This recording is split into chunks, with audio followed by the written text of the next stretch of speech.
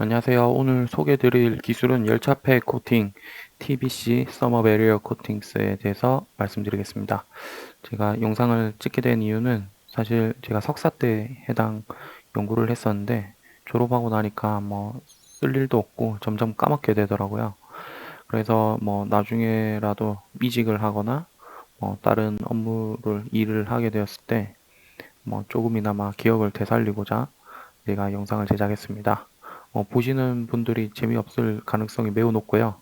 뭐 그냥 재미로나마 들어주셔도 뭐 큰 문제는 없습니다. 그리고 혹시라도 열차백 코팅을 뭐 석사 때 뭐 테마로 하시는 분들은 도움 진입하실 때 뭐 백그라운드로 도움이 되시기를 바라면서 영상 시작하겠습니다. 우선 한국에서는 열차폐 코팅이라고 부르고 외국에서는 서머 베리어 코팅스 S를 꼭 붙이더라고요. 이렇게 부릅니다. 열차폐 코팅이 뭐냐? 열차폐 코팅은 우선 가스터빈에서 사용하는 기술인데 이쪽에 가스터빈에 터빈 블레이드가 있습니다. 이 선풍기 날개라고 보시면 되고요. 이렇게 가스터빈 블레이드 안에 보시면은 이게 슈퍼알로이라고 이제 합금 그리고 본드코트, 탑코트 이렇게 있는데 슈퍼알로이는 다들 아시다시피 금속입니다. 본드코트도 금속이고요.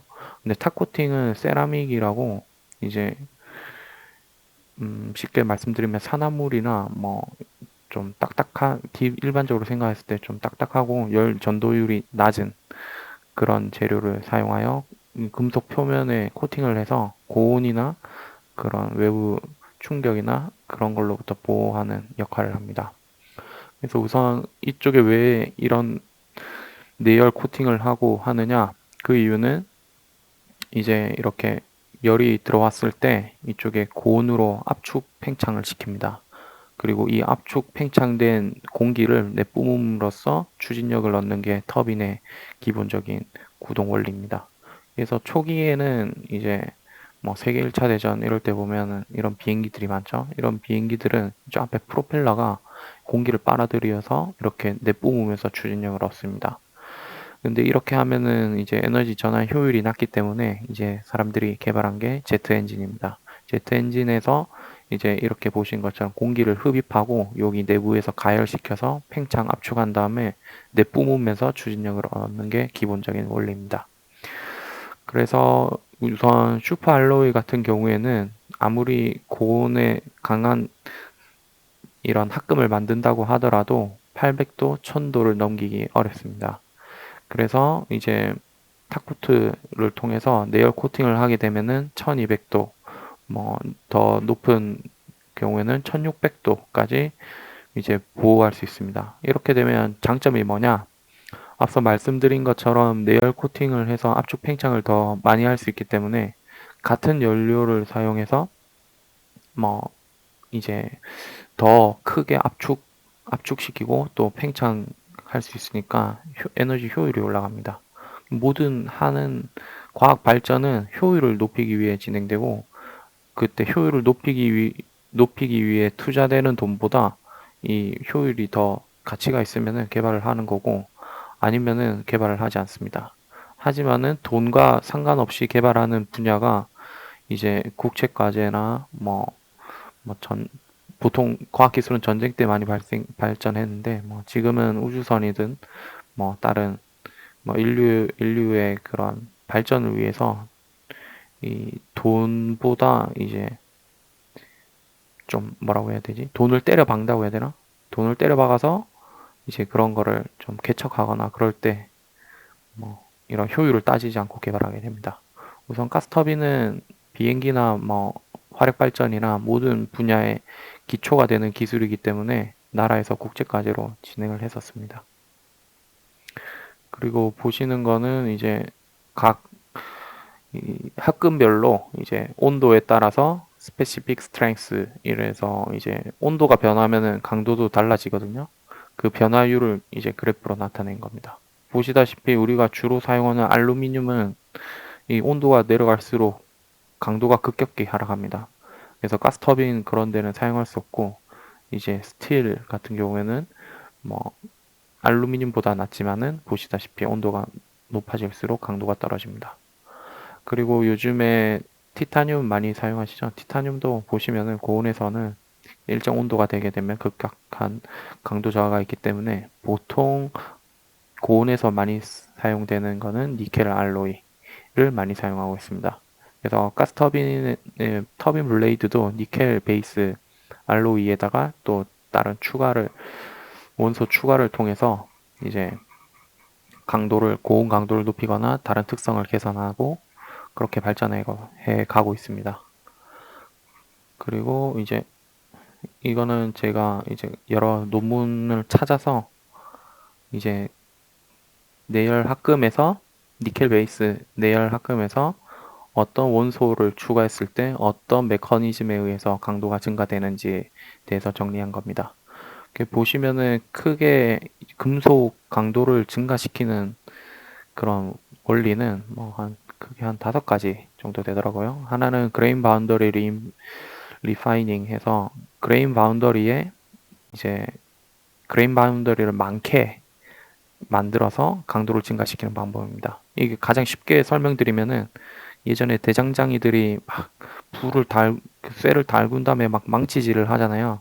그게 전부 다 이제 그레인 바운더리를 많이 증폭시켜서 이제 원자와 원자 간 이동을 할 수 없게 만드는 겁니다. 그러면은 뭐가 좋냐? 보통 강도가 이제 증가되는데 이게 왜 그레인 바운더리를 많으면 강도가 증가되느냐? 이제 보통 원자가 있을 때 외부에서 충격을 받으면은 그 외부에 받은 충격들 스트레스 릴리즈를 하기 위해서 막 변형이 되거나 아니면은 원자가 디스로케이션이 생기거나 하여튼 결함을 만들면서 이제 그 시스템 내에서 이제 프리 에너지가 줄어드는 방향으로 원자들이 재배열하거나 그런 식으로 하게 됩니다. 근데 그레인 바운더리가 꽉 차 있으면은 이 재료 시스템 내에 그레인 바운더리가 꽉 차 있으면은 이제 추가로 원자가 이동을 할 수도 없고 그렇기 때문에 이제 강도가 증가하게 되는 것 같더라고요. 물론 제가 말씀드린 설명이 100% 정확하지 않습니다. 그냥 제가 이해하고 받아들인 거를 설명하는 거기 때문에 좀 틀리더라도 양해 부탁드립니다. 하여튼 제가 이해한 거는 그 시스템 내에 그레인 바운더리가 무수히 많이 꽉 차 있으면은 강도가 올라가더라고요. 그 다음에 이제 이렇게 그레인 바운더리를 리파이닝 하기 위해서는 B, C, 지르코늄, 하프늄, 붕소탄소 이런 것들을 추가하면은 그레인 바운더리 리파이닝이 일어나고 그다음에 Y2O3나 이게 THO2 이게 지금 정확히 뭔지 기억이 안 나는데 하여튼 제가 잘 못 본 것 같으니까 히토리오 금속인 것 같습니다. 하여튼 Y2O3는 이트리하고 이런 애들을 넣으면은 옥사이드 디스퍼전 스트렝스닝 이게 아마 산소가 뭐 이동하면서 그렇게 되는 것 같은데 저도 지금 오래돼서 까먹어서 정확히 뭘 의미했었던 건지 정확히 모르겠습니다. 하여튼 이쪽에 옥사이드가 붙은 거를 넣어서 옥시데이션 되는 거를 예방하거나 그런 느낌인 것 같습니다. 그리고 코발트, 크롬, 철, 물리 그다음에 이런 것들을 넣으면은 이 솔루드 솔루션 스트렝스닝 해서 이제 이게 뭐냐면은 금속 내에서도 이제 이런 니켈 베이스 안에 이제 코발트를 넣거나 크롬, 철, 몰리를 넣으면은 이제 솔리드 솔루션이라고 해서 이제 금속이 약간 성형을 하기 전에 고온으로 온도를 올리면은 철 내에 이제 솔리드 솔루션이 되는데 이제 거기서 이런 애들을 넣어주면은 그냥 순수한 니켈로 이루어진 합금보다 이제 이런 원소들이 들어가면은 그 내에서 이제 그러니까 니켈만 순수하게 있는 것보다 니켈 크롬을 섞은 게 세고 더 강도가 높고 니켈 크롬을 넣은 게 또 강도가 좋고 이런 식으로 그 순수한 단일 물질보다 여러 개를 넣어주면은 솔리드 솔루션 스트렝스닝이 일어나서 이렇게 된 것 같습니다. 그리고 제가 알기로는 얘를 넣었을 때 가장 좋은 걸로 알고 있고 근데 얘는 히토류라서 많이 넣지는 못합니다. 이 TA도 탄탈륨인가 이거 레듐인가 그런데 하여튼 이런 식으로 근데 이런 애들이 니켈보다 아마 비싸니까 조금만 넣겠죠. 그리고 이제 이런 식으로 솔리드 솔루션을 통해서 이제 단일 원자로 이루어진 합금보다 여러 가지를 추가하면서 강도를 높일 수 있습니다. 그리고 이제 크롬, 코발트, 뭐 실리, 란탄인가 뭐 하여튼 이런 애들을 넣으면은 이제 핫 코로전 레지스탄스, 이게 고온에서 이제 부식되는 거를, 부식 강도를 증가시킬 수 있습니다. 보통 일반적으로 우리가 실생활에서 많이 쓰는 스틸레스 스틸, 걔는 산화가 안 되잖아요. 부식도 안 되고. 그런 것처럼 이제 이 똑같이 적용됩니다. 이런 애들을 넣으면은 고온 부식이나 뭐 그런 거에 대해서 내열성이 증가한다고 합니다. 그리고 이제 얘네 알루미늄, 크롬, 이트리아, 란탄, 뭐 세슘 이런 걸 넣으면은 이제 옥시데이션 레지스탄스, 이제 산화 저항성이 증가합니다. 그래서 이제 니켈 베이스 합금에서 이런 원소들을 넣으면은 어떤 게 증가되고 어떤 원리로 강도가 증가하는지 이렇게 표를 만들었습니다. 그 다음은 이제 시간에 따라서 연도별로 이제 이런 합금들의 미세 구조를 좀 이렇게 설명한 그림입니다. 초창기에는 뭐 이렇게 별로 그레인들이 뭐 별로 잘 안 보이죠? 그러면 앞서 설명한 것처럼 이 그레인 바운더리 리파이닝이 별로 없기 때문에 강도가 약할 겁니다. 그래서 뭐 이것저것 막 넣었겠죠? 뭐 같은 니켈 합금 안에서도 뭐 이런 페이스, 감마 페이스, 뭐 이런 게 막 G 페이스 뭐 이런 게 많은데 막 사람들이 찾았을 거예요. 뭐 어떤 페이스가 좋은지. 똑같은 금속이라도 똑같은 재료라도 어떤 상이 맞냐에 따라서, 그리고 결정 방향에 따라서 강도가 달라집니다. 그래서 이런 애들을 넣어서 찾아서 강도가 점점 더 좋은 애들을 찾았겠죠, 사람들이. 그래서 찾아서 이렇게 발전해 온 거고, 그렇게 이제 막 점점점 진화하다 보니까 이런 막 그레인 바운더리들이 엄청 많죠. 이렇게 많으면 강도가 증가하는 걸 사람들이 알아낸 겁니다. 그래서 뭐 막 이렇게 유테틱 뭐 이런 거, 그리고 뭐 이쪽에 시그마 뭐 막 싱글 크리스탈까지. 싱글 크리스탈은 단결정이죠. 금속을 단결정으로 만들기는 굉장히 어렵고 돈도 많이 들어갑니다. 근데 강도도 좋고 아주 훌륭한 기기적 특성을 가지기 때문에 이제 최상위 클래스 가스터빈에서는 싱글 크리스탈을 쓰기도 하는데, 싱글 크리스탈 쓰면은 성형도 어렵고 가공도 어렵기 때문에 만드는 것도 어렵고 쉽지 않습니다. 그렇게 이제 이런 식으로 니켈 베이스 합금이 개발되어 왔다. 그리고 보시면은 뭐 이쪽에 이름이 대표적인 이름이 있는데요. 뭐 많이 보신 분들도 있을 거고 처음 보시는 분들도 있을 거고 뭐 이렇게 개발되고 있습니다. MME 맘이라고, 뭐 그쪽 주로 많이 쓰는 1200도 부근, 뭐 1000도 1200도에서 많이 쓰는, 뭐 한 이쯤부터 많이 쓸 거예요 아마. 그런 식으로 되어 있고, 뭐 아래는 아까 레늄인가? 이게 되게 비싸다고 했었던 거, 걔를 이용한 단결정일 겁니다 아마. 뭐 하여튼 이런 식으로 개발을 해왔습니다. 이렇게 그레인 바운더리를 많이 만들어서 강도가 세지고 최종은 싱글 크리스탈까지 이렇게 됐고, 이제 보시면은 이거는 이제 가스터빈 블레이드인데 이쪽 블레이드 날의 모양입니다. 이쪽이 선풍기 날개라고 보시면 되고요. 이쪽은 이제 그 가스터빈 회전체에 고정할 수 있게 이렇게, 이쪽이 이렇게 박는 거죠. 밑에 뿔이라고 보시면 됩니다. 이렇게 보시면은 이제 크리스탈 스트럭처가 처음에는 그냥 막 만들었어요. 그러니까 이제 결정도 막 여러 가지로 뭐 분산되어 있고 이러니까 이제 강도가 좀 약할 수밖에 없죠. 그래서 그 다음에 이제 개발한 게, 싱글 크리스탈까지는 만들기는 굉장히 어려우니까 이제 방향성을 가지게 배열되게 이제 directionally 뭐 solidification 뭐 structure 이렇게 해서 방향성을 가지게 결정들이 만들었습니다. 이렇게 방향이 불규칙한 것보다 방향성을 가지면은 특정 방향에 대해서 이제 강도가 높기 때문에 뭐 이런 식으로 만들었을 텐데, 강도가 올라갑니다. 강도가 올라가기 때문에 뭐 변형도 적고 뭐 더 오래 쓸 수 있겠죠, 가스터빈 블레이드를. 그 다음이 이제 아까 설명드린 것처럼 싱글 크리스탈로 만들었습니다. 이 싱글 크리스탈 베이스가 가장 좋겠죠, 아무래도. 그 다음은 이제 여기 보시면은 이제 이 온도별 그리고 연도별 변화입니다. 합금 변화겠죠.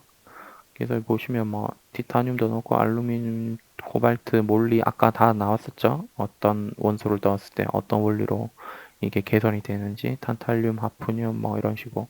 그래서 보면 니켈 N 붙은 게 아마 니켈 같네요. 니켈 베이스로 이렇게 개발을 막 하다가 이제 여기 보시면 베큐 멜팅이라고 있죠. 이제 산소를 아예 차단시켜 가지고 이제 그 합금 내에서 산소가 거의 없게끔 이렇게 만들면은 이렇게 이제 버틸 수 있는 온도가 증가하나 봐요.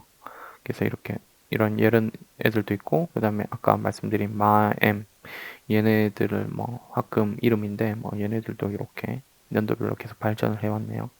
근데 아무래도 베큐 멜팅을 하면은 되게 돈도 많이 들고 만들기가 어려울 거예요. 뭐 그런 것도 있고, 뭐 이렇게 뭐 개발되는데 얘네는 뭐 끊겼죠. 뭐 이 이상 개선이 안 됐나 봅니다. 그렇게 뭐 이렇게 해서 뭐 이 아까 디렉셔널 스트럭처 아까 보셨죠? 이런 식으로 만들어서 여기서 이제 급격하게 이제 온도가 올라가죠. 거의 한 100도 가까이 이제 버틸 수 있게 증가하게 됩니다. 그 다음엔 이제 싱글 크리스탈 이렇게 이제 가스 터빈 블레이드의 베이스인 그 합금 니켈 베이스 합금이 이제 발전한 발전사고요. 그 다음에 이거는 이제 앞서 말씀드린 것처럼 이제 가스 터빈 블레이드에 보시면은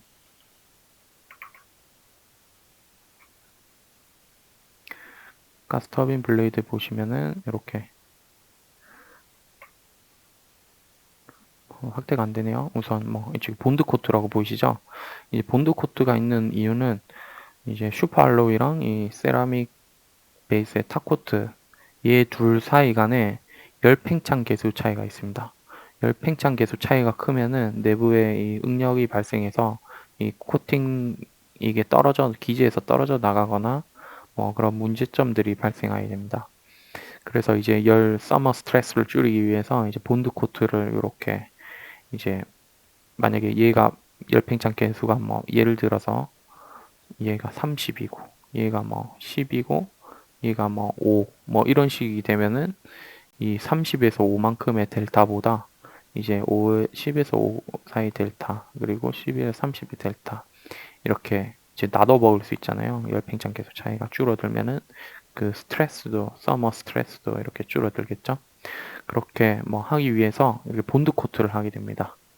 근데 이제 본드 코트는 뭐 가장 중요한 특성이 열팽창 계수도 있겠지만은 이제 옥시데이션 레지스턴스에서 죄송합니다. 이 옥시데이션 레지스턴스라 해서 이제 산화가 되는 게 막아줘야겠죠. 산화가 되면은 이제 그 합금의 강도도 떨어지고 뭐 여러 가지 페일러의 원인이 이 옥시데이션이거든요. 그래서 옥시데이션이 좀 안 되게 막아주고 이제 코로전 레지스턴스에서 이제 이런 뭐 좀 부식이 일어나는 뭐 이런 거를 좀 방지하기 위해서 뭐 이 두 가지 특성을 막 사람들이 찾았어요. 그래서 처음에 알루미나이드 해서 뭐 얘네들 알루미늄 기반을 해서 본드 코트를 했다가 특성이 안 좋으니까 점점 개발했겠죠. 이제 플래티늄이랑 알루미늄이랑 뭐 섞은 거. 그리고 지금 최종적으로는 뭐 코발트, 크롬, 알루미늄, 이트리아 이렇게 얘네들을 주로 써서 이 내열성 뭐 코로전 레지스턴스랑 옥시데이션 레지스턴스 둘 다 만족하는 뭐 이런 영역에서 사용하고 있습니다. 본드 코트는 주로 뭐 이쪽을 지금 사용하고 있다고 보시면 됩니다. 그 다음은 이제 탑코트에 대한 내용인데요. 탑코트는 지르코니아를 주로 사용하고 그 지르코니아 안에 이트리아를 첨가해서 안정화 지르코니아를 만들어서 사용하고 있습니다. 이 지르코니아는 온도에 따라서 페이스 체인지가 상변화가 일어나는데 이제 보통 상온에서는 모노클리닉 그리고 좀 온도가 높아지면은 테트라고날, 그 다음에 온도가 뭐 2000도 이렇게 넘어가면은 큐빅 페이스로 이제 변합니다. 근데 이제 그 각 페이스가 변할 때마다 이제 부피가 바뀌거든요. 그래서 밀도 바뀌기 때문에 그 밀도 부피 차이로 인해서 이제 또 재료 내에서 열화가 일어나게 됩니다. 그래서 부피가 바뀌면서 뭐 팽창하고 수축하고 계속 그러면은 재료 내에 크랙도 생기고 결국 코팅했던 이런 부분들이 떨어져 나가거나 그런 문제가 있어서 이제 Y2O3를 첨가해서 페이스가 이제 테트라고날 페이스로 이제 고정되게끔 이제 그런 역할을 합니다. 그래서 보시는 것처럼 이쪽에 이트리아 몰 웨이트 퍼센트네요. 웨이트 퍼센트 이트리아를 첨가했을 때마다 이제 열 사이클링 테스트를 하거든요. 그래서 디가 제일 좋냐, 얼마나 이트리아를 넣어야 제일 좋은지 테스트를 한 겁니다. 보시면은 6에서 8 사이 이 구간이 가장 높죠. 그래서 지금 주로 사용하고 있는 게 뭐 6에서 7 정도 이 사이에 웨이트 퍼센트를 첨가한 지르코니아가 가장 좋습니다. 그래서 가장 많이 사용하고 있고요. 이거를 몰 퍼센트로 바꾸면은 뭐 한 3, 4%몰 정도 됩니다. 그래서 이제 보시면은 아까 말씀드린 대로 7, 8로 되어 있네요. 제가 좀 잘못 봤나 본데 하여튼 이게 뭐 했을 때 당시에 제가 계산했던 거니까 이게 맞을 겁니다. 7, 8 웨이트 퍼센트 이트리아 아니면은 3.8에서 4.3몰 정도 이렇게 첨가해 주시면 가장 좋습니다. 이게 아까 말씀드린 그 상변화의 상태도인데요. 이제 모노클리닉, 그 다음에 테트라고날, 큐빅, 뭐 이런 식으로 보이시죠? 그래서 일반적으로 지르코니아는 모노클리닉이 한 1200, 200도, 1100도까지 모노클리닉 상이고요. 그 다음에 1100에서 한 2400 정도 되겠죠? 이 사이에는 테트라고날이 됩니다. 그리고 2400에서 한 2700 정도까지는 큐빅 베이스. 그 이상 넘어가면 이제 용해돼서 리퀴드가 되는데 하여튼 이거를 올렸다 내렸다 하면은 막 페이스가 바뀌겠죠. 뭐 2000 몇백 도까지 뭐 일반적으로 만드는데 올리지는 않으니까 뭐 한 1200도까지 올렸다가 여기서 테트라고날에서 이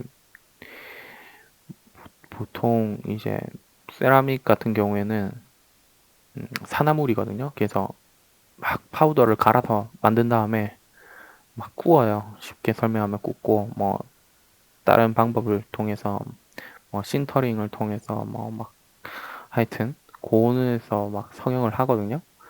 그런 다음에 이제 상온으로 내리잖아요. 상온으로 내리면은 테트라고날이었던 게 이제 모노클링으로 바뀌면서 성형했던 게 막 부피 팽창 일어나면서 다 부서지고 깨지고 그러거든요. 그래서 이걸 그대로 쓸 수 없으니까 이제 이트리아를 넣는 거예요. 이게 Y2O3인데 뭐 하여튼 나누기에서 그냥 YO 1.5인데 하여튼 똑같은 겁니다. 그래서 한 3.8에서 4, 이 정도를 해가지고 여기서 이제 테트라고날이 되는 온도가 그러면 엄청 내려가잖아요. 그죠? 그다음에 한 600도, 700도만 돼도 이 테트라고날 페이스를 만들 수 있습니다. 테트라고날 페이스를 만든 거를 이제 급냉을 확 시켜버리면은 이 테트라고날 이 모노클리닉으로 변하지 않고 테트라고날 프라임이라는 페이스로 이제 만들어지게 됩니다. 이제 그런 식으로 해서 테트라고날이 아닌 테트라고날 프라임 페이스를 만들어 가지고 많이 사용하고 있습니다. 그리고 다음은 이제 이 가스터빈 코팅하는 방법인데요. 이제 크게 두 가지가 있습니다. APS에서 이제 상온 플라즈마 스프레이법으로 이 파우더를 이 플라즈마를 쏴가지고 순간적으로 녹인 다음에 이쪽에 달라붙게끔 이렇게 하는 방법이 있고, 그 다음에 EBPVD는 일렉트론 빔을 쏴가지고 이쪽에 이제 Y2O3가 첨가된 지르코니아가 이쪽 원재료가 있겠죠. 얘네들을 일렉트론 빔을 쏴가지고 기화를 시킵니다. 기화를 시키고 이제 얘네들이 코팅 기지에 달라붙으면서 코팅이 되는 이런 방식입니다. 그래서 이 두 가지가 있는데 APS는 가격이 쌉니다. 만들 때 이제 제조할 때 가격이 싸고 이 특성은 뭐 그냥 적당한 정도 돼서 이제 사실 상용으로 만들 때는 플라즈마 스프레이 기법을 통해서 가장 많이 만들고요. 그다음에 EBPBD는 내구성에 엄청 좋습니다. 그래서 이제 EBPBD는 약간 어드밴스 하거나 좀 돈을 안 따지고 퍼포먼스 위주로 막 갈 때 뭐 좀 사용하고 있고요. 그리고 이제 이거는 각각의 이제 코팅했을 때 미세 구조를 SEM 전자현미경으로 이제 봤을 때입니다. 보시는 것처럼 이렇게 이제 APS는 뭐 한 30에서 70 마이크로 사이즈의 파우더가 이렇게 막 순간적으로 플라즈마를 맞으니까 녹겠죠. 녹아서 이렇게 탁탁탁 덕지덕지 달라붙게 됩니다. 이거 막 그래서 이제 요런 바운더리들이 이렇게 생겨서 요렇게 굴곡이 지면서 막 이렇게 하면 보시면은 이게 이렇게 녹아서 붙는 거 하나를 스플랫이라고 표현하거든요. 이게 스플랫 뭐 경계 뭐 이렇게 보이고 그 다음에 뭐 컬럼날 그레인이 뭐 이렇게 크랙이 생기겠죠. 녹으면서 뭐 이렇게 생기면서 이런 게 있고 크랙도 있고 뭐 이렇게 포어도 있습니다. 동그란 포어. 얘네들이 딱 완전 강하게 때리면은 포어들이 줄어들겠고 뭐 약하게 얘네들이 날아가면 포어들이 많이 생기겠죠. 하여튼 이런 포어들이 많이 있습니다. 그리고 뭐 인터스플랫 스페이싱 해서 뭐 스플랫 간 이런 공간도 있을 거고요. 그런 식으로 이렇게 미세 구조는 이런 식으로 나오고 EBPBD 같은 경우에는 이렇게 뭐라고 해야 되나 새 깃털이라고 해야 되나 깃털처럼 이렇게 미세 구조가 형성됩니다. 그래서 얘네들을 자세히 더 확대해서 살펴보면은 이 포어 레이어 뭐 이런 것도 있고 인터컬럼날 갭 그래서 이걸 하나를 컬럼이라고 하는데 이 깃털 요로 하나하나도 또 컬럼으로 보거든요. 얘와 얘 사이 이쪽에 봤을 땐 되게 작지만은 뭐 이렇게 좀 확대해 보면은 이런 식으로 컬럼을 볼 수 있습니다. 그리고 뭐 이런 형태를 나오고 그래서 EBPBD는 이제 또 다른 건 없나 본데 하여튼 약간 이게 콘처럼 이렇게 커지거든요. 요런 식으로 이런 식으로 막 미세하게 막 박혀 있습니다. 그러면은 이 컬럼과 컬럼 사이들이 막 잡아주니까 기계적 강도도 매우 우수하고 특성이 되게 좋아요. 근데 비싸니까 쉽게 만들 수는 없겠죠. 그 다음은 이제 뭐 이거는 플라즈마 스프레이 했을 때 같은데 그 다음에 스탠다드 뭐 하이 포로시티 뭐 세그멘트 크랙 뭐 해서 뭐 여러 가지 공정 조건을 바꿔가지고 강도를 실험한 것 같아요. 그랬을 때 뭐 그냥 스탠다드가 제일 좋다. 뭐 그렇게 나온 것 같네요. 네, 우선 오늘은 여기까지 제가 전공했던 거에 대해서 설명을 했습니다. 다음 시간은 이제 이 플라즈마 스프레이랑 이빔 방법 말고 이제 그 다음 차세대 공정 방법으로 제가 연구를 했거든요. 그 부분이랑 또 뭐 혹시나 질문이 달리면은 안 달리겠지만 달리면은 뭐 그 부분에 대해서 또 추가적으로 설명해 드리겠습니다. 지금 영상이 사실 재료공학 베이스가 없으신 분들은 무슨 소리를 하는 건지 뭐 아예 못 알아들으실 가능성이 크고요. 혹시나 있으시면 질문 주시면은 답변해 드리겠습니다. 그리고 뭐 또 더 기회가 되면은 완전 기초적인 부분에 대해서 한번 설명드리는 시간을 갖도록 하겠습니다. 영상 시청해 주셔서 감사합니다.